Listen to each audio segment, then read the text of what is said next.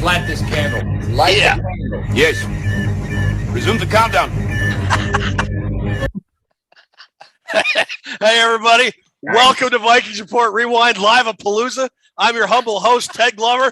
And as usual, I've got my usual partners in crime. He is the grand poobah, the founder, the head writer, the numero uno honcho of the SB Nation's Minnesota Vikings blog, the Daily Norseman, Christopher Gates. He's Drew. Hey, let's get going, everybody. No. He's my partner in crime on Vikings Report with Drew and Ted. You'll be able to see us all season, the upcoming Vikings season. He is Mr. Drew Bunting, and of course, behind the scenes, the wizard making all this magic happen is Ruby. So, welcome, everybody. How are you tonight? Chris Gates! Drew, buddy, Ted, how's it going, guys? I got a message today. Somebody saying you're going live tonight. I said, yeah, Chris Gates is going to be here. That was the excitement of my day. It's good to see you again, Chris. It's good to be here. Drew. I'm not gonna lie. This is going to be pretty great.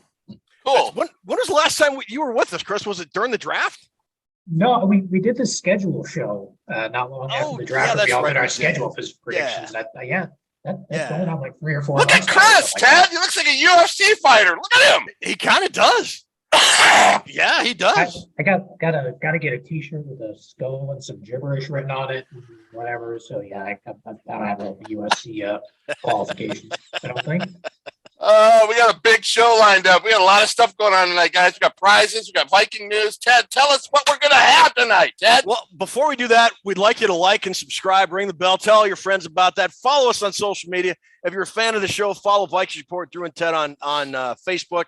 Our Twitter handle is @ReportTed. Mine is at Purple Buckeye. Chris's Daily Norseman site is @Daily Norseman on Twitter. Yeah, we got a lot of stuff going on. A couple of quick programming notes. So what we usually do is we have a studio show Saturday mornings that come out about 10 a.m. Central Time. That's going to change. What we're going to do from now, starting tonight through the rest of the preseason, is we are going to do live shows just to kind of stay up to date with training camp and everything that's going on. Our studio show will return in time for week 1, as is our live post-game show, Vikings Report Rewind. Chris will be joining us on that. Right after the Vikings game ends that particular week, it'll be Vikings Report Rewind. So our studio show will come back, but we're going to do a couple live shows, probably 3, 4. I don't know how many. It just sort of depends. Every Wednesday or Thursday about this time, just to stay up to date on everything that's going on with training camp, preview the upcoming preseason game. And it's still to be determined. I think we're going to do a preseason live watch game. Not 100% sure, but we're kind of still working to close the loop on that. The third one, right? That's what we're trying. That's what we're shooting for. I think so. Yeah, we got to talk about that some more, but I think that's kind of our goal. Yeah. For tonight, we got a couple of prize giveaways. We got a steak knife set, Minnesota Vikings steak knife set, and we've got a Jared Allen jersey we're giving away as well. How do you enter? All you got to do is in the live comment section here on YouTube. Just make a comment. Hi, how are you doing? Ted's ugly. Whatever it is you want to put in. Like literally just show up. Yeah. Just say something. Just show up. Yeah. Show up. And you're entered. And Ruby in the background is keeping track of all the names. She's got this really cool computer generated Wheel of Fortune. At a couple points tonight, we'll spin for the knives. And then at the end of the show, we'll spin for the Jared Allen jersey. There is nothing Toonces can't do, man. No, there isn't. No. The reason we're giving away the Jared Allen jersey is kind of a significant event. Pretty big milestone for Jared Allen, as he was inducted or is going to be inducted into the Minnesota Vikings Ring of Honor, gentlemen. Chris, do you think that's a very deserving honor for one, Mr. number 69 in your program, number 1 in your heart? I definitely think it is. I mean, I think we all figured he was going to get there eventually. I was kind of surprised he got there in front of some of the older type guys that you think of that probably should already be in there. Guys like Joey Browner, who I don't believe is in the Ring of Honor, but I have to go back and double check that. But no, he's definitely worthy. He's definitely deserving. And yeah, it's going to be pretty awesome to see him get his name up there on the wall at US Bank Stadium with everyone else. Drew, I'm thinking you're a big fan of this selection, aren't you? Absolutely. With Allen, it wasn't only the numbers. You get athletes that come through your team now and then that can electrify a crowd. And those guys are rare. But Jared Allen I mean, Foreman did it when he was here. That's many moons ago, Chuck Foreman. But a guy that could just electrify the whole crowd when he's a one-man show. It's way deserving, and I'm glad he's in. I'm glad we can give away a jersey tonight, or a couple jerseys, in his honor. Me too. I think it's a very deserving honor. Real quick, before we get into the training camp stuff, is there a guy, Chris, you mentioned old time guys that aren't in that you think maybe should be in the Ring of Honor? Give me a name. Who do you think should be in?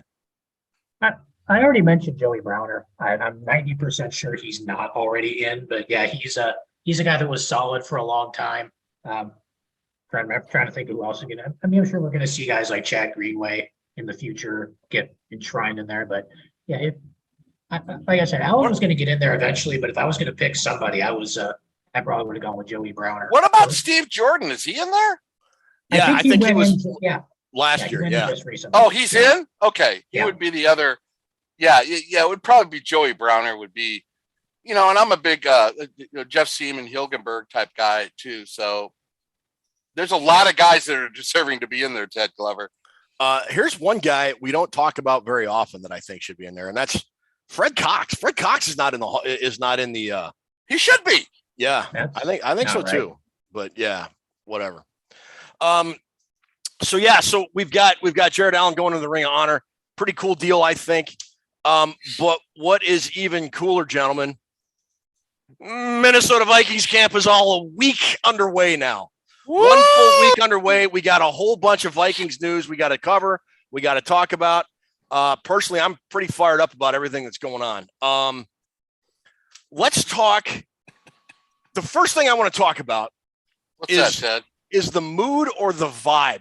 Do you guys remember about this time last year, Minnesota Vikings camp? What was everybody talking about?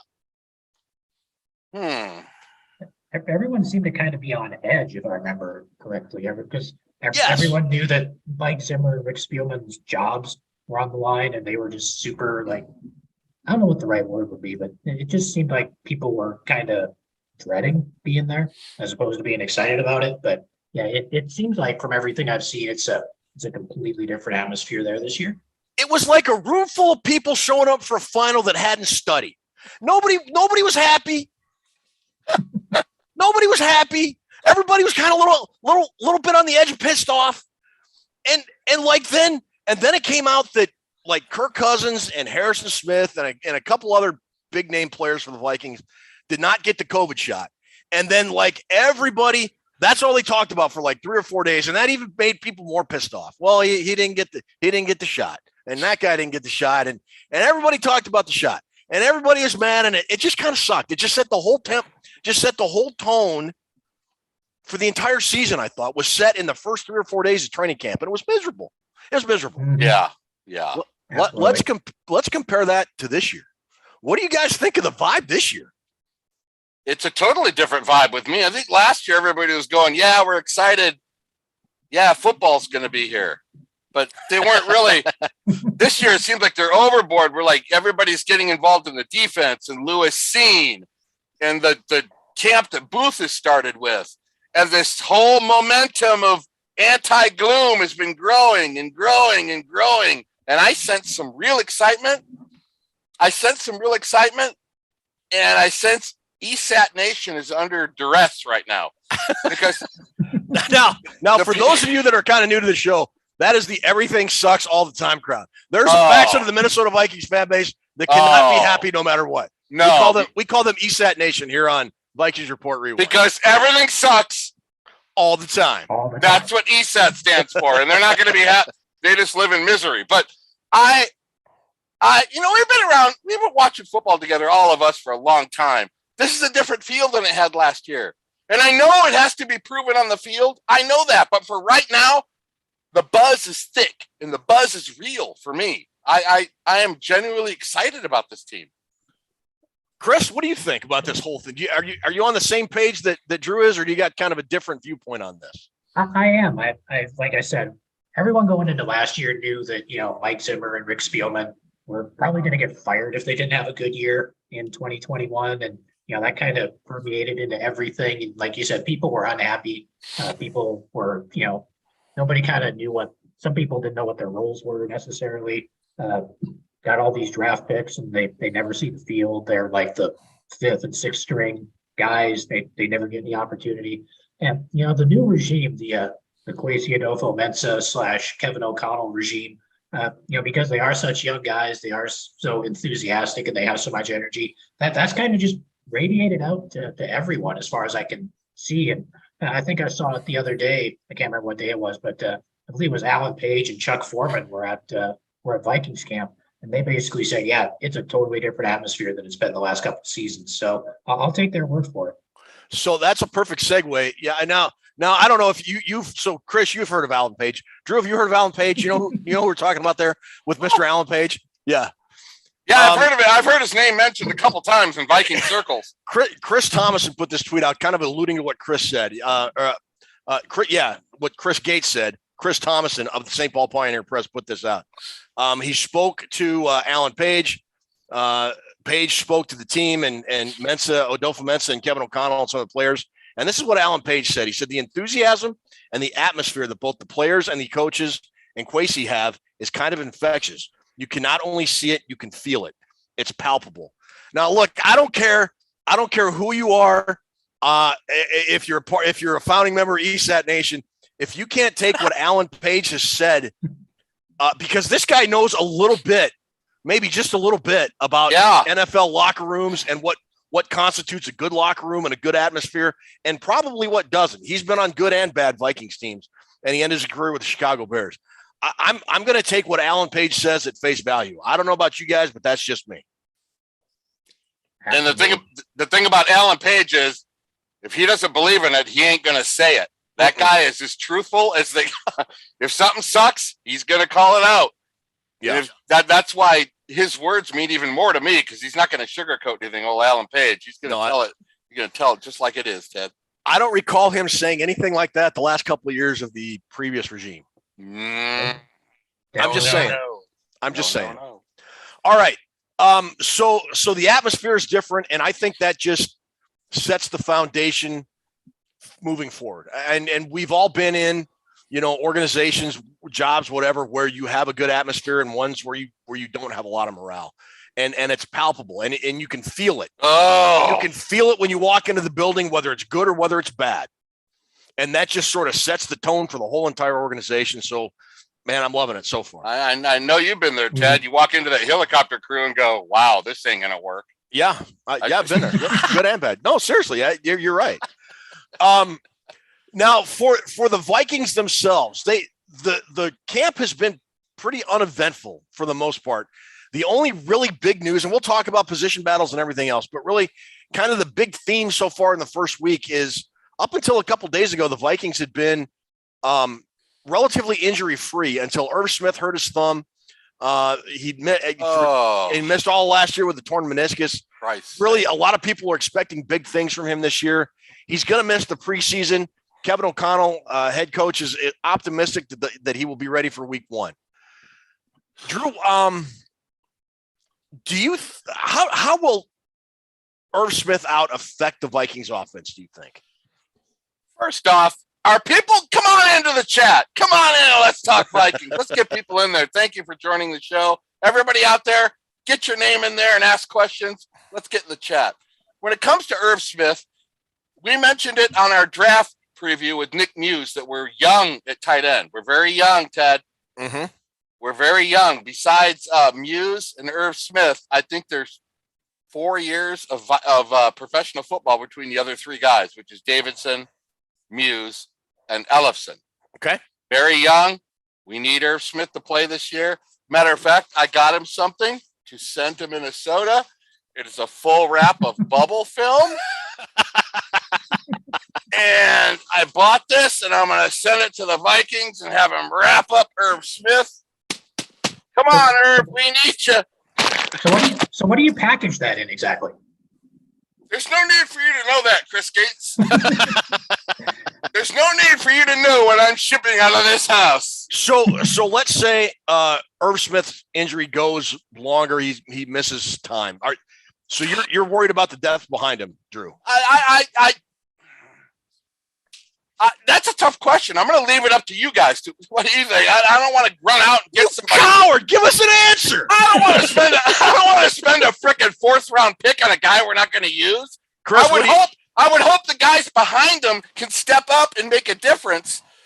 But the whole Irv Smith thing, really, it's like I'm feeling like it's Michael Bennett or Sam Bowie or Greg Oden all over again. I mean, it's just starting to pile up now. Yeah. Do we have the horses to fill in for him? Is what you're asking me. I don't know how to answer that. I don't. No. All right. No. Chris, what do you think? I mean, if you'll recall, during the draft shows we were doing, the live draft shows, I was up in like the 2nd round saying that this team needed to address the backup tight end position because of something like this. I mean, Irv Smith has talent, we know that, but I mean, he's come off a season where he missed the entire year, and now he's hurt again. I mean, you can't count on him necessarily, but right. the Vikings waited until the 7th round to take a guy, and they've got the 5th rounder that they didn't hardly use last year, and a guy that came along with Kevin O'Connell who's caught 10 passes in his career. And there's nothing on the depth chart behind him, but if Irv Smith isn't going to play this preseason, now they're going to have opportunities to step up and prove that they can actually make a contribution to this team. And if nothing else, it gives us something to take an interest in over the course of these 3 preseason games. You know what I'm happy about primarily? What is Ted Glover really happy about? Is that Rick Spielman is not sitting in his office like Captain Queeg on the Kane Mutiny, rattling his stainless steel marbles. Irv Smith is out. Irv's out. I got to make a trade. Clack, clack, clack, clack. I got to trade a 3rd round pick for a guy that'll catch 5 passes all year. Clack, clack, clack, clack. I'm glad he's not in there. Yeah. Now, that said, sorry, I had to get that out. This bothered me. I can't even tell you how much I love this show. I love doing this. That is fantastic. That is fantastic. I'm not worried, honestly. I like I like Zach Davidson or Ben Ellison. Last year when Irv Smith went down, everybody freaked out about the tight end position. But Tyler Conklin stepped up and played very well. Now everybody's saying, well, Conklin had a couple years to develop and blah, blah, blah. But he had caught like 15 passes in 2 or 3 years previously. What makes you feel confident in Ellison and Davidson? What makes you feel confident in those guys from what you've seen? For one, they're not going to emphasize the tight end as much in this offense as they would have last year, for one. And I honestly, truly believe if they think they are, you could put CJ Ham and fill part of that tight end pass catching role if you want to. That's kind of a spicy hot take. Kind of. No, I don't want to go out and spend a 3rd round pick on Ben Coates. I don't want to do any of that kind of weird stuff. But I'm not concerned about it at all. I think Zach Davidson and Ben Ellison are both talented guys. No, they don't have any experience. Now, granted, they weren't as experienced as Tyler Conklin was last year, but Conklin wasn't all that experienced either. I'm just not going to freak out about it. I'm just not. Conklin's at the Jets. If you call him in September, he'll beg to come back. Not if he goes out partying with Zach Wilson and hits on some Cougars. Oh, damn. Now we've started. Now the show started. All right. So that's like the big overarching theme or story so far in training camp is the Irv. Now, hopefully, it's not a big deal and Irv gets healthy and his thumb gets healed. And Kevin O'Connell had a press conference again today. He said surgery went well. He's on course. Oh, one other thing. I want to do a compare and contrast when this is all said and done on the Kevin O'Connell injury return prognosis versus the Mike Zimmer injury return prognosis. Because if this had happened under Mike Zimmer, Irv Smith, I'm sure would have had successful thumb amputation surgery today and would be out and would have to retire. Although Zimmer would be saying he'd be back like next week. Gone for the season. He would be gone for the season. All right. Absolutely, dude. All right. Anyways, let's move to the offense. What? Am I wrong? No, dude. You said right. Tremendous stuff, man. You're good. You're good. So on offense, a couple standout players so far, and I want to get your thoughts on them. Chris, we'll start with you. Like most of the press coming out right now has been on Christian Darrisaw Albert Breer said he sees shades of Trent Williams. Wow. That's a pretty tall cotton right there. Yeah, Wow. that is. Yeah. And KJ Osborne, who looks to really not only coming into his own as a wide receiver in the NFL, but with the offense that they're going to install, is really going to be a big part of it in a lot more deep passes downfield, where before the third wide receiver was kind of a third down, move the chains type role. Yep. Chris, are you a big fan do you agree that those are the two big breakout players? If not, who else do you have? And what are your thoughts on the offense overall as camp has gone on for about a week now? I think those two are probably the guys that you're going to have to look at. I mean, Darisaw had the injury issues to start last year. He kind of had to work his way in. Didn't really get going until about halfway through the season, but he looked pretty good when he was in there. But man, Trent Williams might be the best offensive tackle in the National Football League, even at his age at this point. And for somebody like Breer to say that they see shades of Trent Williams and Christian Darisaw, that's pretty impressive for a dude that's basically playing about half the season. So right. The Vikings have the tackle situation figured out with Darisaw and O'Neal. I think that the interior still leaves a little bit to be desired, but we'll see how that goes. And as far as Osborne, this is going to be where the Kevin O'Connell offense scheme change, I think, comes into effect here. Because I'm pretty sure I've seen plenty of times last year the Rams ran more 11 personnel, which is 3 wide receivers than any team in the National Football League. I think they ran that like almost 90% of the time. And the Vikings came out with 3 wide receivers set. I believe it was less than 50% of the time. So that's going to be a pretty radical change. And if Osborne can continue to develop, because he took a huge jump from year 1 to year 2, because his rookie year, he was just a disaster at pretty much everything. He was bad at returning punts. I don't think he got any snaps as a wide receiver or anything. But if he can continue making another jump and give the Vikings a third option after Jefferson and Thielen, that's going to be huge for this offense, and it's going to give them just another dimension that teams are going to have to deal with. Drew, what do you think? In terms of Darisaw, I mean, you couldn't be happier about where that guy is right now. You're talking Trent Williams. Your comparisons to that is, first, let's give a shout out to Mike Mayock, the GM for the Raiders, who took Alex Leatherwood out of Alabama instead of Christian. Thank you, Mike. Because Leatherwood's on the 3rd string now. He's unemployed now, by the way. Leatherwood didn't work out. They missed him. They left Darisaw for us. Thank you, Mike Mayock. Long live the sand of the pants to Mike Mayock for leaving that guy for us. I'm very happy with Darisaw. He's right where he needs to be. You guys got to think, this guy's still raw. And if he's being compared, having comparisons to Trent Williams now, where's he going to be in 2 years? He's going to be Walter Jones. So that's great. That is great news. KJ Osborne, he hit it last year. That touchdown against the Cardinals down the sidelines, that was when you first started noticing. And then the touchdown against Carolina in overtime when he threw his helmet off and said, I'm here. That guy's biting for number 2 wide receiver. That guy means business. Thielen's a great wide receiver. He'll always be number 2, but we got a guy waiting in the wings to take over that number 2 spot. KJ Osborne, I owe him a big I'm sorry, because 2 years ago I said they should cut him, and I was wrong. Yep, I was wrong. And that guy, I'm so glad he's on our team. And those 2 guys are the future of why we're going to win the Super Bowl. Oh, maybe not this year.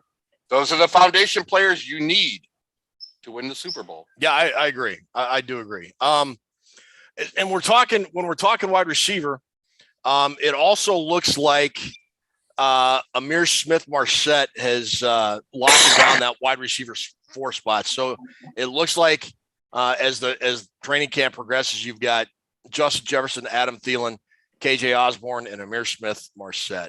What do you guys think about those 4, Ted? Right there. Ted, what do you think about that crew right there? That group right there. I like it. I bet it's a lot better, I think, than we've seen in years past with this team. In recent years past. I mean, when it was Diggs and Thielen or Jefferson and Thielen, like JJ's first year, even part of last year until Osborne showed out.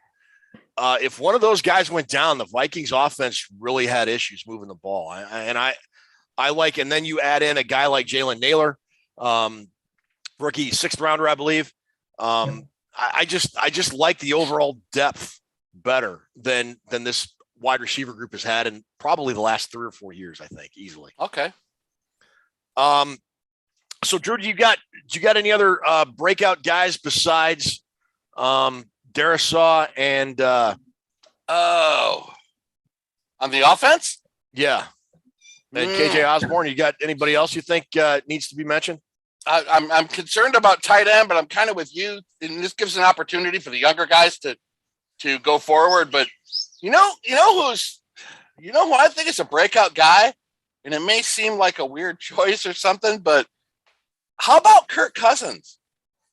Working, yeah, that's a good. Okay, all right. I mean, working with O'Connell, he hasn't had a head coach. He's had poopy britches. He hasn't had anybody he could lean on as a head coach and say, I mean, Cousins is at practice the other day, and he throws a check down, and O'Connell says, no, I don't want you to go there with it. I want you to go to the first read with it. No, I don't see Zimmer doing something like that.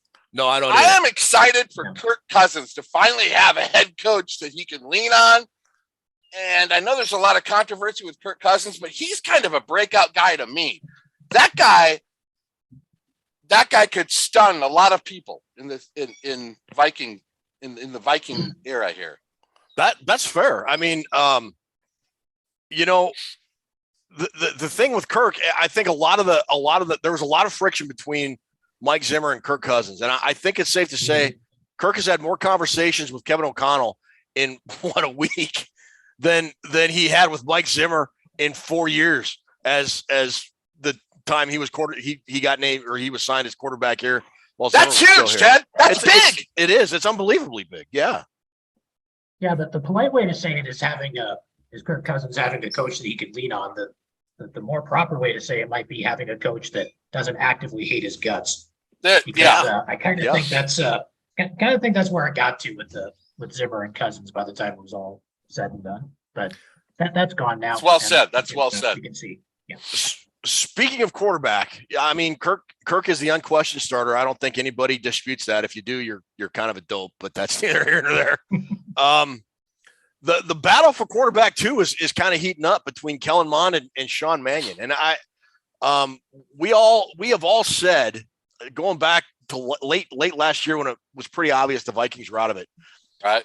Roll Kellen Mond out and see what you have in him. And at least if nothing else, this new staff is giving him a fair shot to win the second quarterback job. Do you think, Drew, that that's going to happen, or do you think it ends up going back to Mannion just because he's a veteran?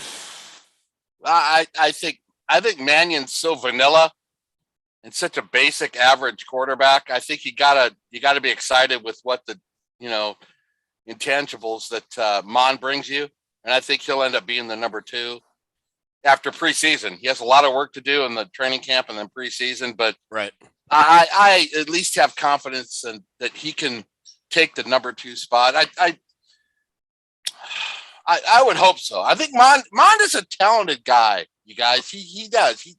He's got a lot of experience. It seems like he should be a little further along, but he's a talented guy. He just needs reps. He needs experience. He needs to be able to look off the safety.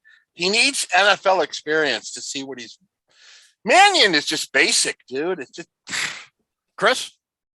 No, I kind of agree. I mean, you owe it to yourselves if you're the Vikings to see if you actually have something that you can develop in Kellen Mond. I mean, Sean Mannion's been in the league 7 or 8 years. We know what Sean Mannion is, and it's not very good for the most part. I mean, I'm sure he's one of those guys that they say is good at the whiteboard or the chalkboard or whatever it might be. But, Kirk Cousins has been in the league for like 12 or 13 years. He doesn't need that guy anymore, particularly with Kevin O'Connell on board. I mean, they might keep Mannion on the roster, but I think the Vikings owe it to themselves to see if Mond can overtake him for the number 2 spot on the depth chart, because, if Cousins goes down and he's been pretty durable, at least Mond would kind of give you a puncher's chance to win a football game, I think, whereas Sean Mannion basically gives you nothing. at this point. So, Right. yeah, they need to see what they have in that guy. That's fair. Yeah, I'm all on board with that. Finally, gents, on offense, the last really significant piece of information we need to talk about, because we've been talking about it for 10 years, because it's the interior offensive line. Dude, It's been brutal. It's been brutal since I was a junior in high school. what is the problem with the offensive? Why can't we figure it out? So here's the deal. It looked like Garrett Bradbury was the odds-on favorite to be the center. Jesse Davis was put in at right guard. Ezra Cleveland left guard, Darisaw, and then O'Neal on as your two tackles. Garrett Bradbury over the last couple of days since the Vikings put on pads has been steamrolled by Harrison Phillips repeatedly, by all accounts, by folks observing camp and tweeting out information and all that. And now there's some speculation that with Jesse Davis maybe getting firmly entrenched in the right guard spot, that Chris Reed, the other free agent signing that they thought might compete for the right guard spot, may actually push Bradbury and supplant him at center. Are you guys, Chris, are you on board with that or not? Or you think Bradbury deserves a shot? I mean, if Bradbury is just going to go out there and keep getting his ass kicked every week, then no. But at least try something else. I mean, we saw that happen last year when Bradbury was out for whatever, and they plugged Mason Cole in there at center, and the offensive line immediately got better. Yes. If you got a dude, I mean, they've already decided not to pick up the 5th-year option on Bradbury, so this is it for him. I mean, unless he turns into, like, I don't know, Jeff Christie or something like that over the course of the next 17 weeks, this is his last year in Minnesota. So he ain't turning into no Jeff Christie. No, I know he's not. But yeah, so if they think Chris Reed can provide a better push at center or whatever, yeah, get the guy in there. Get the 5 best guys out there that give you the opportunity to move the football and win football games. I don't care what round they were drafted in. Drew. The only way he ends up Jeff Christie, you give him 60 pounds of muscle and a bag of Coke. That's the only way he's going to end up Jeff Christie. That's some good insight right there. I actually, guys, at this point, I got to think Chris Reed is the front runner for it. Somebody has got to. Okay. Somebody, I don't know if it's Chris Cooper, the O-line coach, somebody has got to teach Bradbury about leverage. He doesn't have any leverage on the bull rush. He's good out in space. He's a good mobile. He can pull. He can get out in space and block people. He's really good with that part of his game. He's really good with the mobility. But in terms of strength and core strength and leverage, he's terrible. And after 2 coaching staffs, I'm thinking maybe he doesn't have it. Because how come he can't get the leverage down? He can't get the power. How come the other players and the coaches can't teach him, dude, you can't get forklifted back into the quarterback area? At this point, I'm thinking Chris Reed has the upper hand, Ted. I am. I just think Bradbury's too undersized. I just do. I want like you guys, I want the 5 best guys. And my thing with this new staff, I hope, is that they will look at their offensive linemen and say, we're going to play the 5 best guys. In years past, that wasn't the case. They would, Zimmer's staff would go with the veteran almost exclusively. I mean, Brett Jones, Mason Cole only played because Bradbury got hurt or got COVID. I can't remember what it was last year, missed a few games, or he would have not played. If Garrett Bradbury had not been forced to miss games, I don't think Mason Cole would have played last year. I mean, that's just me. Yeah. And the one thing I like about this new staff is that I don't think there are any holdovers or favorites. Everybody is starting with a fresh slate. Everybody has to learn a new offense. Everybody has to learn a new defense. Now, you've got some guys that are going to be obviously going to start: Kirk Cousins, Justin Jefferson, Harrison Smith, Eric Kendricks, obviously. But a lot of these positions are not going to be guaranteed to guys if they don't perform the way they're expected to perform. And I would hope that also holds true with Garrett Bradbury at the center. And if he can't do it, then yeah, get rid of him. Center's the most important position besides left tackle. Center's the most important position on the O-line. I mean, yeah. Mike Webster wasn't that big. Mick Tinkelhoff wasn't that big, but they played with leverage. He doesn't know how to use his leverage. He doesn't. Where'd Mason Cole go to school? A directional Michigan school. Come on, man. No, it seems like we're getting close with the offensive line, Ted. We're getting close, Chris, but we're not there yet, but I'm feeling better on the 50-year process of figuring it out. And yeah, so anyways. All right. So that should about do it for our offense. Let's move over to the defensive side of the house. When we talk standouts on offense, we talk Christian Darrisaw and we talk KJ Osborne. On defense, it's two players in a real critical position for the Vikings, Drew, and guys that are turning heads early. Andrew Booth Jr. and Cam Dantzler. And those are two guys that absolutely have to perform if the Vikings defense is going to take a step forward this year. What are your thoughts on their early performance in camp? Booth is everything we talked about on our Booth review, right? On Vikings Report, episode 70, we talked about Andrew Booth and his capabilities, and he's delivering so far in training camp. All the reports I hear is that swagger we talked about on Vikings Report when we broke it down, that swagger he has, he's showing that. And man, the corner situation was a struggle last year. I am fired up to see Dantzler. Keep battling, guys. Dantzler and Booth, because we can never have enough good corners according to Bud Grant. So I'm happy with the corner group so far. Chris? No, I agree. I mean, I'm happy to see Booth doing what he's doing, and I want to see what Dantzler can do with some consistency. I mean, toward the end of his rookie year, he might have been the best corner on the team, whatever, and people were getting excited about him, and he's kind of building some momentum, whatever. And then last year during camp, he completely fell off the map. He was a healthy scratch for the season opener. He was in Mike Zimmer's doghouse for reasons I don't think anybody is quite sure of. But, I mean, it's going to be nice to see him hopefully get an opportunity. There's been some media outlets this offseason pointing out that he's actually performed fairly decently when he's gotten the opportunities. And, given that Patrick Peterson is only here on a one-year deal again, if Booth and Dantzler can really get it together and give the Vikings kind of a starting corner duo going forward so they can potentially move on from Patrick Peterson, that's going to be huge for this defense, I think. But don't sleep on a Caleb Evans either. He's gotten some pretty solid reps from everything I've seen too. I think he's going to wind up being a whole lot better than a lot of people think. The one thing that, and you guys have both alluded to it, is attitude. And the thing I read about Andrew Booth is that he's not afraid to go up against anybody. And if he makes a play, he gets in that individual's face and says, I got you. Good. And you have got to have that attitude if you're going to be a successful cornerback in the NFL. You've got to be able to have this over the top confidence in yourself, bordering on arrogance, I would argue.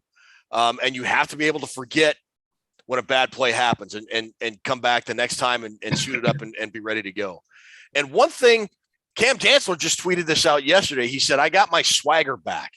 Now, I don't know if that's because of things that happened last year or didn't happen or whatever. But I'm here to tell you right now, if this Viking secondary led by the corners turn things around, this is going to be a really, really good football team. I think so too. I think they're going to be really good. Absolutely. I think the key to it all is Donatel.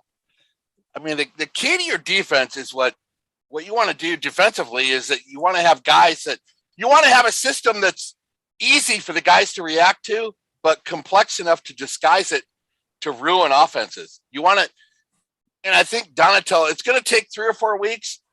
I expect some growing pains the first month, but you don't want to have your defensive guys having to overthink. And I think the corners like that, Ted. The corners in Zimmer's defense had so much pressure. They were so relied on. It's a completely different role in the Donatel defense being a corner than a corner in the Zimmer defense. Well, and not only that, I think there was so much, the atmosphere was so tense in Egan last year that any mistake was amplified. And I kind of understand it from Mike Zimmer's perspective. Like, look, if we don't do well, I'm going to lose my job. So I want these guys to perform and do it right so we can win games so I don't get fired. I mean, I sort of get that approach, but that kind of atmosphere just leads to people walking on eggshells and making more mistakes. And I don't see that this year. Hang on, I'll be back in a second. Okay. I do not see that either, Ted. I know one of the important things is, this is important. Donatel has a big job ahead of him, but I think he's cut out for it. On defense, maybe more so than offense. On defense, you have to read and then react. Yeah. Like hockey. It's like hockey. You read it, react. Read it, react. If you have to read it and then think and then react, you're done. You're already too late. You're already too late. Yep. It's read, react, not read, think, react. And in terms of the defense, that's what Donatel says. I want to make it complex, but I don't want to make it too much where they have to think. Because if you think, you're behind. And that's a fine line. It's a fine balance of what Donatel has to play, especially with rookies, to get them to read and react. Asamoah is a read and react player. He's not a read, think, react. And that, I don't want to get off too much into the weeds about the X's and O's, but basically, if you have your defense, if it's too complex and too hard to figure out, it's not going to work because the guys are too worried about where they're supposed to be. You have to make it simple. You have to make it simple, but combine that with disguising it. It's a tough thing to do because you have to make it complex enough to disguise, but simple enough where your players aren't going. If they have to think, it's going to take them out of the play. I'm telling you, it's a fine line. It really is. And I think they're doing a good job of instilling that. Before we get to more stuff on the defense, we're a little bit over 40 minutes into this. Ruby, if you would, we are going to draw. Actually, we're going to electronically spin the wheel, as it were, to let us know who the winner of the steak knives are. So Ruby, go ahead and give it a spin and tell us who our winner is. And let me say, why is she spinning? And she'll do that, and she'll announce the winner in the comments section. Go ahead, Drew. Oh, I was going to say, see these knives here? First off, they're huge. They're not like wussy knives. They are huge knives. Our buddy who runs Climb in the Pocket, who is basically Mr. Everything over there, David Stefano, he won a set of these from us. And he told me before the show, make sure to tell people that this enamel doesn't wear off. And he uses them every day. He carves up like buffalo. He carves buffalo by hand right from the bone. You know, David's gotta open those lima bean IPAs with some. If David Stefano stands behind a knife, Ted, you know it's a good knife because that guy, he probably does everything with these knives. We don't even want to know. He opens up IPAs and commies with those knives. But he said, Drew, make sure to tell the people the enamel and the paint doesn't wear off. They're fabulous knives, and they are heavy duty. Awesome. Good deal. Thank you, David. Thanks, Dave. All right. So let's see. Dan Henneman won the knives per Ruby in the comments. Good deal, Dan. Yeah. Congratulations. How you been, Dan? So continuing with the defense then. Don't forget, stick with us. We're going to join we'll do the Jared Allen drawing here at the end of the show. Two guys that are also standing out that have been huge for Ed Donatel to install his defense. Linebackers Jordan Hicks and Eric Kendricks. Drew, you were really high on the Hicks signing. He came over from Arizona in the offseason. I'm not sure how to ask this question because I'm just not sure what to expect from the Ed Donatel defense. What are you going to expect with Donatel and Eric Kendricks and Jordan Hicks kind of running this defense? You know why they got Hicks, Ted? Two reasons. Tackling, durability. That's what Donatel wanted, and that's what Hicks brings. He doesn't miss any games, and he is a tackling machine. Full motor. Hicks is a perfect guy to play inside with Kendricks. Simple as that. Tackling and durability. He's durable. Chris, do you think this is just kind of and because every team does this. Every team goes to training camp. Everybody's in the best shape of the career. The offense looks great. The defense looks great. And everybody's going to win the Super Bowl in August. except Cleveland because Cleveland. Yeah, we'll get to that. Do you think this is legit, or do you have concerns about a brand new defensive system to go with a brand new offensive system? I think this is actually legit. I mean, but we talked about Mike Zimmer being a defensive guru or genius or whatever that the case may be, but I think by the time he left, there were a lot of guys or a lot of offensive coordinators that kind of had the defense figured out. I mean, sure the blitzes on third down were nice, but everything else was kind of lagging behind a little bit. So to transition into this kind of defense, I mean, Kendricks probably had a lot of pressure on him in Zimmer's defense just because of his coverage ability, the amount of space he had to account for in Zimmer's defense. And now going to more of a 3-4 where, he might not have to worry about that quite so much because he dropped off a lot at the end of last year, I thought. But, he's still a high quality player. And I think going to this new scheme is going to help him a lot. And I'm kind of interested to see how him and Hicks work together here. The one thing I've read about Kendricks and Hicks is that the two guys in the middle of the line, Harrison Phillips and Dalvin Tomlinson are really big, important keys to them and them. I mean, Hicks and Kendricks having the ability to play their role well. Absolutely. And so far it sounds like Harrison Phillips is having one heck of a camp. I haven't heard so much about Tomlinson, but I just this interior, Hicks, Kendricks, Tomlinson, Phillips, if those four guys can play well, that just sets up everything else. You hear Zadarius Smith and Daniil Hunter are having a good camp. We've already talked about the corners. Even Patrick Peterson had a good day today. It just feels different. The defense just feels different this year so far. Is that wrong, or am I just being way too optimistic? No, I think you're hitting the nail on the head here. I mean, I know you talked about all those guys. I think the two keys are going to be Smith and Hunter. I mean, because if they're healthy, they're going to be just hell on opposing quarterbacks. But that's the thing. I mean, Hunter's played 7 games in the last 2 years, and Smith played 1 game last season, and they're healthy and they're back now. But if they can produce pressure on quarterbacks, that's going to make everything easier for everyone else, and that's going to be one of the big keys for this as well. So I'm interested to see how those two guys work into this scheme as well. Yeah, me too. As for the linebackers, it looks like Drew, you had talked about Brian Asamoah earlier. We talked about other guys as well, but it looks like, per multiple reports, that Troy Dye seems to be locking down that primary backup spot behind Kendricks and Jordan Hicks. Does that surprise you, or was that a kind of, because he's a veteran guy, something you were maybe kind of expecting? I'm a little bit surprised, but I went back and watched some tape from Oregon of Dye this week, and that guy has really good instincts on where the play is going to go. He's really good at rolling towards the play, and he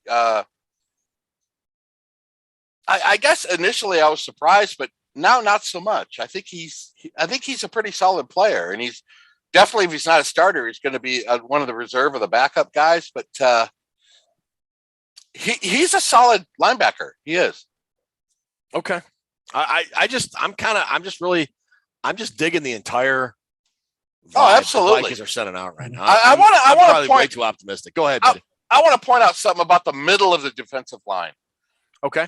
Without going off into the weeds about it. Tomlinson, Harris, if you're not strong in the middle of the defensive line, you can't stop the run.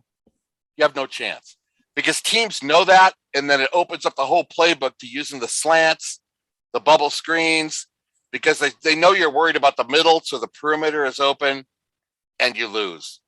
If you're stout in the middle, if you're stout like John Randall stout or Alan Page and Gary Larson or Doug Sutherland stout, if people know you can't go to the middle, the defense gets a tremendous advantage. And I think that's where Zimmer started losing it is the interior of that defensive line. The interior of the defensive line is huge with the Vikings this year. They have to improve. Or the defense isn't going to make the jump that we want them to. We want the defense to go from 30 into the teens. The interior of the defensive line carries a big percentage of that.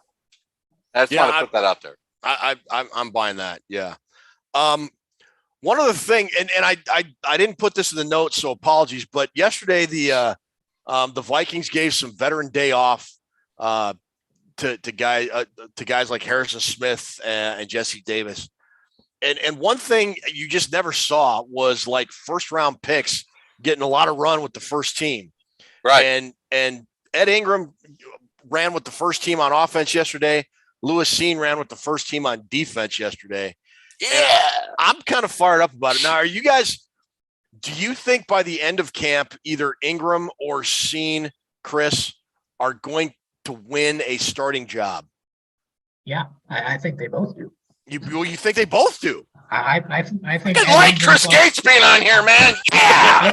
I think Ed Ingram is going to end up winning that right guard battle. I mean, I know Jesse Davis has gotten a lot of the run here at the start of camp, but Ingram, this isn't the previous regime. You're not going to draft a guy in the second round and then sit him down if he's proving that he's the superior player. So I mean, I think of the two, I think Seen probably has a better chance of landing a starting spot than Ingram. But I think that by the time the dust settles and the smoke clears on training camp, that both of those guys are going to be starting week 1. Okay. Drew? Ted, I saw a report out of camp right when camp started earlier in the week or whatever. Mm-hmm. And they were saying, well, Ingram's getting owned on the inside. He's getting owned and pushed around. You know what? He's a rookie. That's exactly what he's supposed to be doing. That's how you learn. That's your bruises. It's getting bruised in the middle, man. That's how you learn to get better. So I didn't take that as being, oh, that sucks or anything. Good for him. He needs to that guy is super talented. And if you're going to push him to the brink, push him to the brink. He's a good player, Ted. And I like what Chris is saying. I agree with Chris Gates. All right. So we talked offense, we talked defense. I want to mention special teams real quick because special teams coordinator,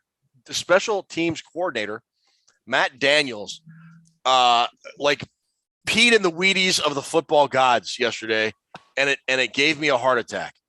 He came out and said, I believe Greg Joseph will have the best year of his career. Now, I don't know about you guys, but why you got to tempt fate like that? Why?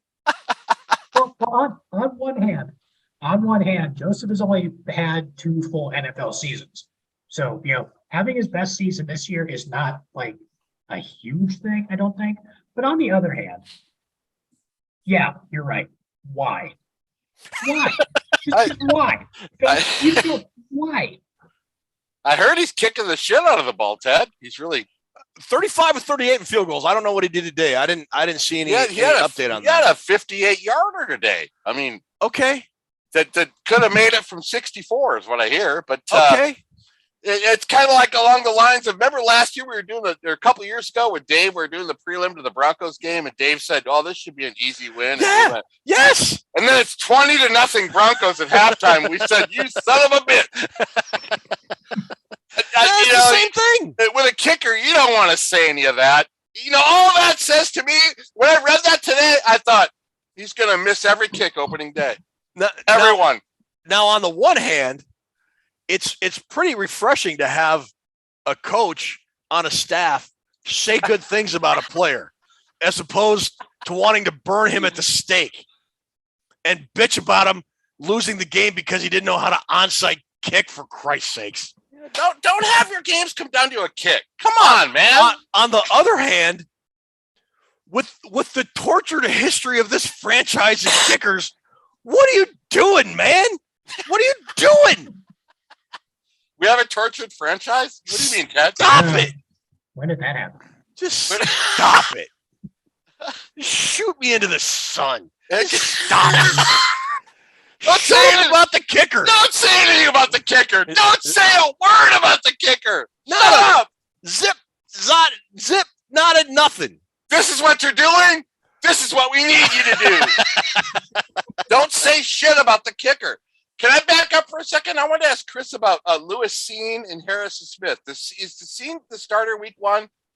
I don't mean to change the course of what you're going to Ted. I just wanted to ask Chris that. No, I think he is. I mean, I think Okay. I think we're going to see. There's been a lot of talk about the potential for 3 safeties out there with the Seed and Smith and Cameron Bynum. But I think if you want to get down to who's going to be listed as the starter, I think Seed's going to be the guy. Okay, I wanted to get your take on that. Well, now let me clarify. So you think, Drew, you think it's going to be Seen over Harrison Smith or Seen and Harrison Smith starting? Seen and Harrison Smith, and then when they go to the 3 safety set, how many times that may be, it's going to be Bynum come in. And like I said, Bynum, you could corner, slot, you can put him back at safety. Bynum is the key. Bynum is the disguise key. He is the disguiser. So I think so, yeah. I hadn't talked to Chris about that in the last 2 weeks about the Scene situation because we're busy individuals. Chris Gates is busy. One day he's at home, the next day he's doing a concert in Boston, the next day he's parachuting over Paraguay. I mean, the guy's. It's hard to get Chris Gates. Got a busy life. He does. He does. Not that exciting. All right. We're kind of almost we're hitting an hour. We're close to wrapping things up. I did allude to this here just a little bit ago. Kind of the big overarching NFL story is Deshaun Watson. He got suspended 6 games by a independent arbitrator over his massage stuff. I don't even know how to phrase it. It's just gross and weird. Honestly, and perverted. man. Come on, man. But so the NFL had a decision whether or not they're going to appeal it. And it came out not just maybe a couple hours before we came on the air that the NFL is in fact going to appeal that 6-game suspension and push for more.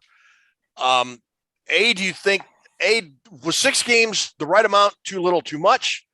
And B, if it was not enough, how much do you think the NFL is going to push for, Chris? And how much do you think he should get in terms of suspensions? I don't think it was enough. And I think the NFL, the word has been all this time that they're going to push for a full season. And I think that seems just about right. I mean, it's like that indefinite thing, but at least one full season that they do with these suspensions. But the most ridiculous thing about the whole Watson thing, and I couldn't believe this when I saw it. Apparently, when they were discussing the potential punishments and whatnot, there was somebody on social media said Watson's camp came to the arbitration or the meeting or whatever with a list of punishments that he was willing to accept. What? That's not how punishment works. No. I think who cares what you're willing to accept, dude? You're an idiot. I mean, no, I don't know. Yeah, I think they're going to push for at least a year, and hopefully they get it. And yeah, that's pretty much all I can say about that, I think. Drew? I'm with the Grand Poobah and all of his thoughts on that. I agree. It wasn't enough to begin with. And come on, man. Damian Woody from ESPN, who played for the Patriots, Damian Woody said his behavior is not standard. It's predatorial. And that's a big thing to say on TV. And I love Damian Woody because he tells it like it is and he doesn't mince his words. How about Teddy Bruschi? Teddy Bruschi said, I played 13 years in the NFL. The amount of massage people that touched my body was 3. And he's had 60. That's just weird, man. That's weird. That it's pretty obvious if you're standing up for Watson, you're in denial about the whole thing. It's not right. I hope he loses the whole season because that's just how I feel about it. I mean, 6 games is ridiculous. Come on. Go ahead, Chris. It was. No, I mean, I always thought, Drew makes that point where like 3 people versus 60 people. I mean, I thought like I've never had a regular like therapist for that kind of thing or anything like that. But I thought that was one of the kind of deals like, you find one person and you like swear by them forever. Like, why on earth are you going to like 60 different people for this? Well, I don't you get it. want to know the reason? Well, especially the guy in the NFL. I know the reason. Yeah. No, Teddy Brisky said I played 13 years and 5 people touched my body. 5 out of 13 years between doctors, massage therapists. 5. I'm telling you, man, it's weird. 5. The whole thing is weird, and he's a weird dude. And I feel sorry for Browns fans. I don't feel sorry for Browns management because they knew what was going on. They knew they had a mess on their hands, yet they still went out and gave him $230 million fully guaranteed. Ted, it kind of feels like they knew the whole time, though. So if you did, then what? Then they're even dumber for knowing all of that. If they knew everything and still gave him $230 million guaranteed, then they deserve what happens to him. They just do. Sure. The fans don't. I feel bad for the fans. That's the one franchise that's probably more cursed than the Vikings is the Browns. I mean, good God, at least our team has never moved, and at least our quarterback hasn't done that. You know what? Allegedly. When all the smoke clears, it's the Browns. They're going to implode. They're not going to win anything. Yeah. It's the Browns.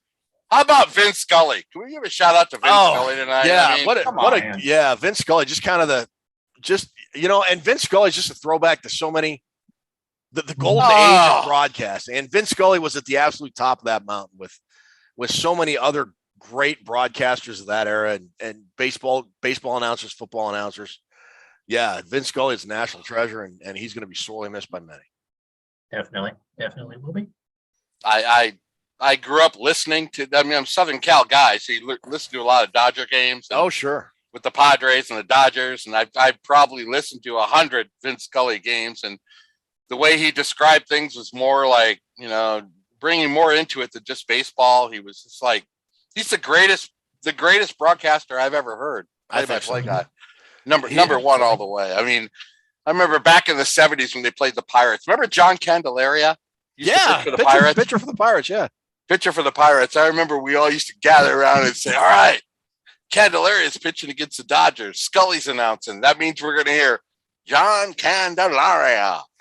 Candelaria. And the way he said it, the way the twang in his voice, just an absolute legend. Rest in peace. Ben. Yeah, and he's a guy, that you don't have he knew when to talk and he knew when to shut up and let the moment just breathe. And there's so many announcers these days that just feel like they need to talk over and hear their voice over what's going on at the moment. And Vin Scully just had that absolute perfect timing of just stepping back and letting the game describe itself. Well said, Ted. And the best example of that I can think of from watching all the clips last night that came out after the announcement of his passing was the Kirk Gibson home run. Oh, yeah. 1988. Yeah. I mean, from the time that ball landed in the seats, it was like silent for a minute and a half. Yeah. Scully just knew to let that go and let the crowd just go nuts. It was great. What seemed to be the improbable is the impossible. The guy just had awesome. What do you call that? He called the Buckner call. Yeah. He had the Buckner call. He had the catch by Joe Montana. He's a guy. Yeah. Rest in peace. Vin Scully is, you can put him right up there with Michael Jordan or anybody else on the Rushmore Sports Hall of Fame, man.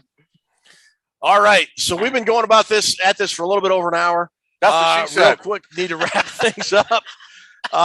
Again, remember, don't forget, we're gonna be back live next either Wednesday or Thursday for the next 3-4 weeks, whatever it is, until training camp is about wound up, and then we'll go back and revert back to our normal studio shows. Chris, you got anything left you want to say to send the folks off with?